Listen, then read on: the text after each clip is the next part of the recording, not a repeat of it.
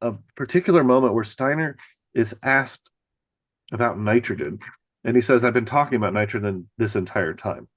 Adding chamomile, which settles the stomach and stops off gassing, means you're not losing less nitrogen to the atmosphere.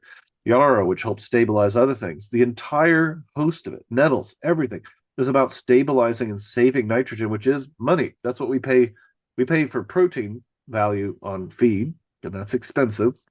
If you really understood the value of biodynamics, biodynamics would be a much greater threat to the agrochemical world.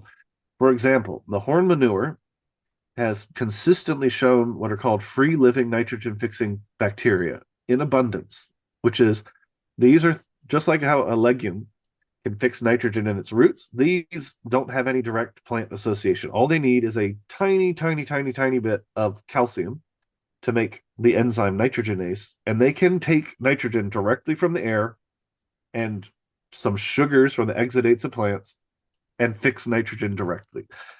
If this were properly understood, that every farm can become nitrogen independent and not need to import phosphorus or potassium, um, it's not asked because either we're not doing it right or people aren't looking for the right things. But if that was really understood, um, man, it would be a revolution in agriculture because just not having to buy nitrogen, that one thing is enormous because nitrogen independence for a farm means all of your profit margins increase and the health quality of your food increases as well.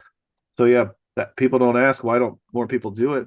I think because maybe we're not looking for what it's doing, but it teaches the entire farm, the field, to breathe in nitrogen in a ratio that corresponds to the carbonaceous liquid carbon pathway that's going into the soil around plants. So it's dynamic. It's always related to what the plants are sending into the soil. So it's never too much. It's very hard to get nitrogen right because you have to apply it all at once as an instant release or slow release and just pray that you got it right.